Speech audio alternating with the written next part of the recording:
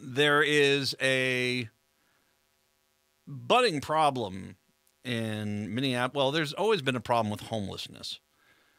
There's an encampment going on right now that I'm reading out of the Star Tribune. Minneapolis city leaders want to relocate hundreds of people living in a large and growing homeless encampment in South Minneapolis to one of the more provisional shelters with medical and social services in early October. Several sites in the city are under consideration to hold the emergency shelters. About 300 men, women, and children are currently living in the encampment along Hiawatha and Cedar Avenues near the Little Earth Housing Project.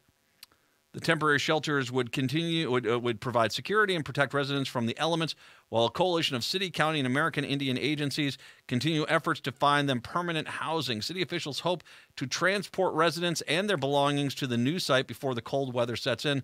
The current location of the camp is simply not sustainable, says Nuria Rivera Vandermeed, the city coordinator at a city council meeting on Wednesday. The winter is coming. A, winter is coming. B, it's not safe. The city is looking at a range of provisional shelters based on concepts tried in cities such as San Diego, San Francisco, and Seattle.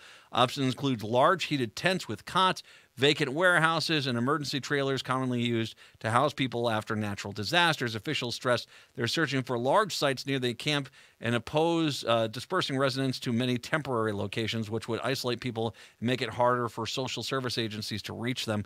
One location under consideration, a 7.5-acre site at East 28th and Longfellow in the East Phillips neighborhood. The city-owned site has a large vacant parking lot and 400,000 square foot warehouse.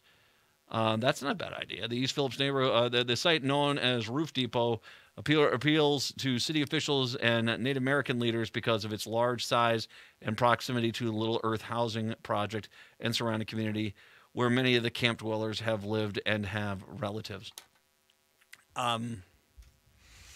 We of course are no different than any other city. We have homeless people, and there's a lot of homeless people, and there are homeless people. I got news for you. Even in the wealthier suburbs, there's homeless people out there, and they are. I've always hated the modern conservatives' mentality of shaming, harassing homelessness. Because let's talk about homelessness. Generally, there are two reasons people are homeless. There is, first of all, they've gone through a series of bad, unfortunate events. Lost your job, lost your house, medical problems. My gosh, how many people are living on the streets now because, God forbid, they wanted to save a family member and gave up everything that they had to try to save that family member with a serious illness. And it's very hard. I mean, I don't think that when you have people that go through hard times that the solution is to shame them or ridicule them or, give them the scarlet letter H for homeless. I don't think that that's a good idea. I think the other group, and as a person who's a veteran, and I've been fighting for veterans' rights for many time, there's a lot of homeless vets out there, and one of the reasons a lot of them are homeless is because of mental issues. And that people, the ability for some people to function within society is incredibly difficult, and so they take to the streets because it's just too hard to be able to reacclimate. In the case of military veterans who've become homeless and have some mental health issues. So we have this problem now. Hunter, were you here when I came back? This is 2 years ago. Were you here back then? No, I've worked here about a year and a half. Oh, God, really? It feels like it's been forever. Wow. All right, I mean, I went out to Portland, Oregon. Have you been to Portland?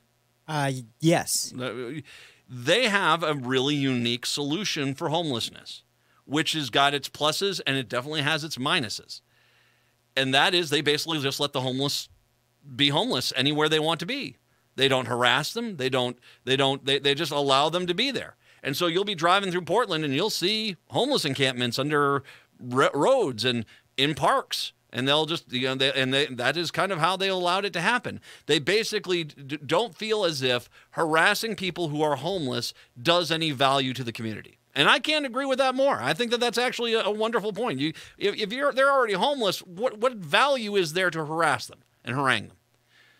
Here's the problem, and it took me a while to put my finger on this with Portland. by doing this, they've almost carte blanche given everyone else the authority and the ability to ignore them, and the fact that there still is a homelessness problem. And just because this person sleeps in the front of a building at night doesn't mean that that person is leading a good life and things are going well. And so I commend Portland for trying to figure this out, but you also, what you end up having is you have a problem which is there, and you've taken like 3 steps to deal with it, and then you stopped because you definitely could do more.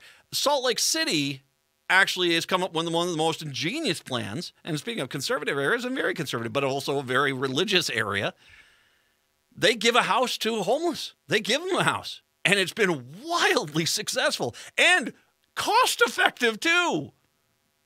It has been amazingly successful and amazingly cost-effective, and it's not going to happen because we have too many conservative politicians who feel as if giving someone $25,000 worth of a cheap apartment or a cheap house or a small of those mini houses is somehow, you're giving away everything. So they'd rather keep that person on a system where it's going to cost hundreds of thousands of dollars for the taxpayers to deal with them in the long run.